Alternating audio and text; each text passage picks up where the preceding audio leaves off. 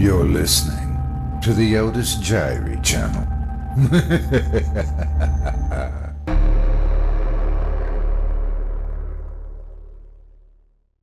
The Evil Clergyman by H.P. Lovecraft, narrated by Otis Jiry. I was shown into the attic chamber by a grave, intelligent-looking man with quiet clothes and an iron-gray beard who spoke to me in this fashion.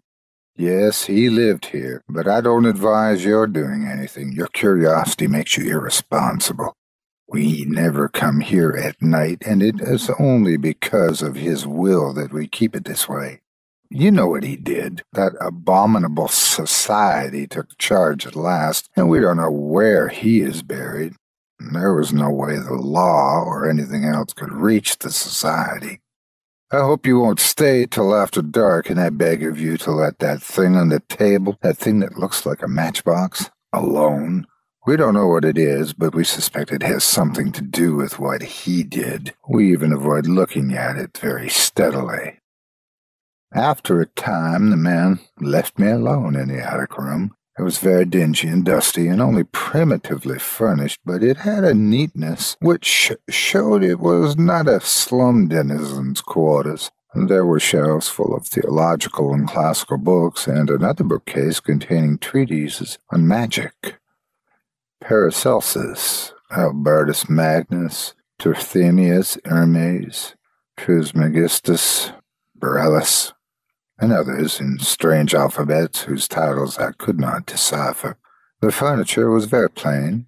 There was a door, but it led only to a closet.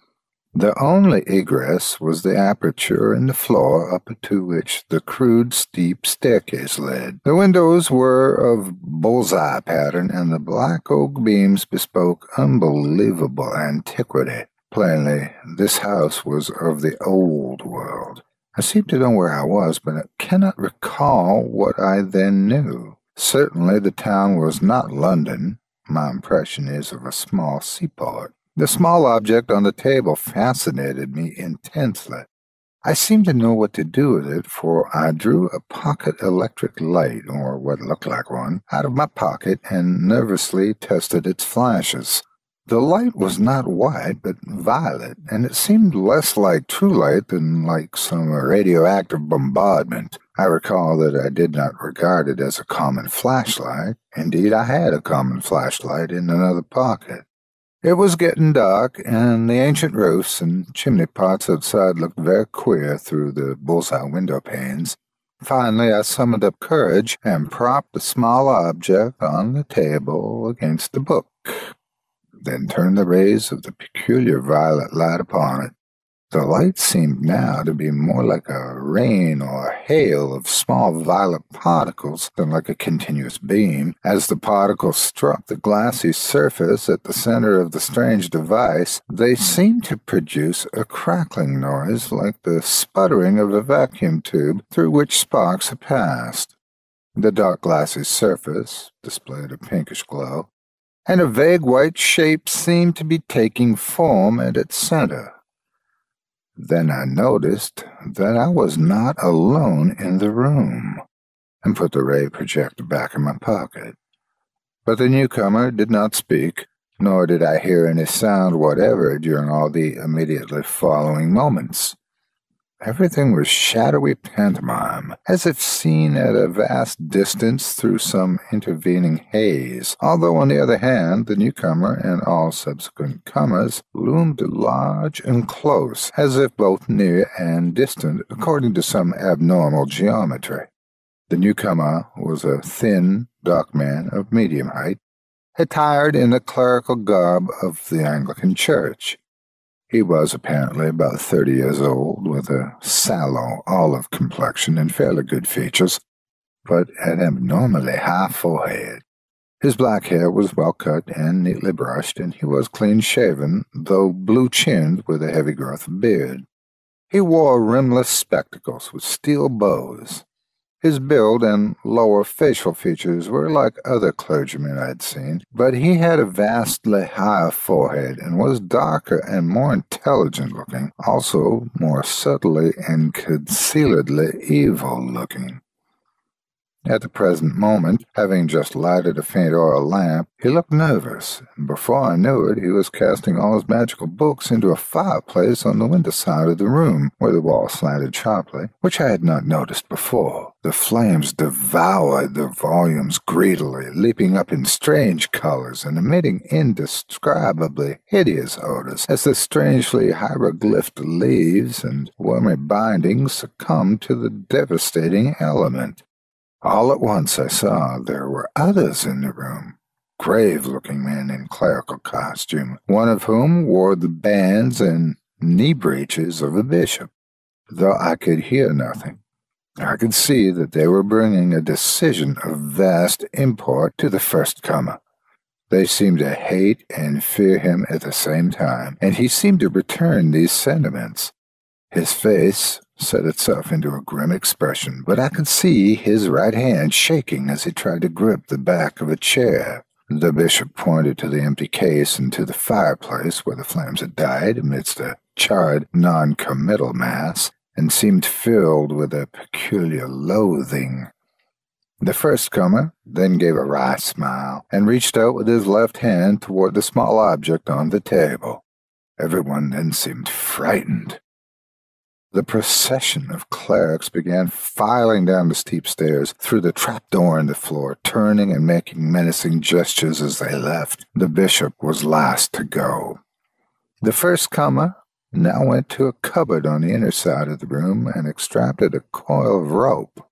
Mounting a chair, he attached one end of the rope to a hook in the great exposed central beam of black oak and began making a noose with the other.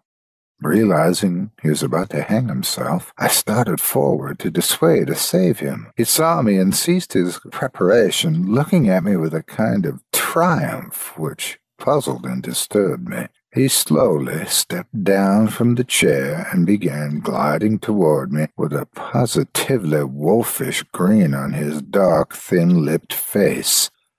I somehow felt in deadly peril and drew out the particular ray projector as a weapon of defense. Why I thought it could help me, I do not know. I turned it on, full in his face, and saw the sallow features glow first with violet, then with pinkish light. His expression of wolfish exultation began to be crowded aside by a look of profound fear, which did not, however, wholly displace the exultation. He stopped in his tracks, then, flailing his arms wildly in the air, began to stagger backward.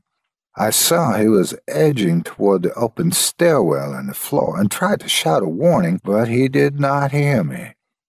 In another instant, he had lurched backward through the opening and was lost to view.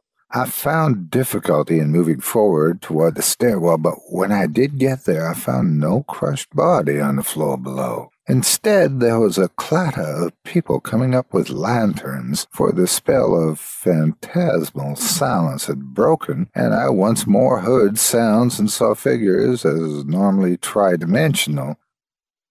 Something had evidently drawn a crowd to this place. Had there been a noise I had not heard? Presently, the two people, simply villagers apparently, farthest in the lead, saw me, and stood paralyzed.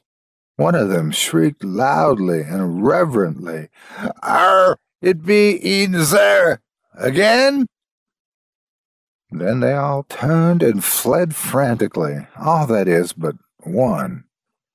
When the crowd was gone, I saw the grave-bearded man who had brought me to this place, standing alone with a lantern. He was gazing at me, gaspingly and fascinatedly, but he did not seem afraid. Then he began to ascend the stairs and joined me in the attic. He spoke. "So you didn't let it alone. I'm sorry. I know what has happened. It happened once before, but the man got frightened and shot himself. You ought not to have made him come back. You know what he wants. But you mustn't get frightened like the other man he got. Something very strange. terrible has happened to you, but it didn't get far enough to hurt your mind and personality. If you'll keep cool and accept the need for making certain radical readjustments in your life, you can keep right on enjoying the world and the fruits of your scholarship, but you cannot live here. And I don't think you wish to go back to London. I'd advise America. You mustn't try anything more with that thing. Nothing can be put back now. It would only make matters worse to do or summon anything. You're not as badly off as you might be, but then you must get out of here at once and stay away. You better thank heaven it didn't go further. I'm going to prepare you as bluntly as I can. There's been a certain change in your personal appearance. He always causes that. But in the new country, you can get used to it. There's a mirror up at the other end of the room, and I'm going to take you to it. You'll get a shock, though you will see nothing repulsive. I was now shaking with a deadly fear, and the bearded man almost had to hold me up as he walked me across the room to the mirror. The faint lamp, i.e. that formerly on the table, not the still fainter lantern he had brought, in his free hand. This is what I saw in the glass. A thin, dark man of medium stature, attired in the clerical garb of the Anglican Church. Apparently about 30, with rimless steel-bowed glasses glistening beneath a sallow olive forehead of abnormal height. It was the silent first-comer who had burned his books. For the rest of my life, in outward form, I was to be that man.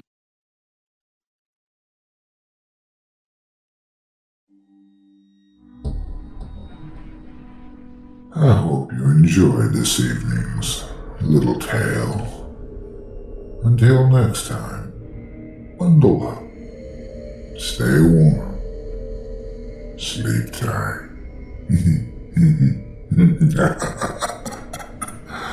Ha ha ha ha.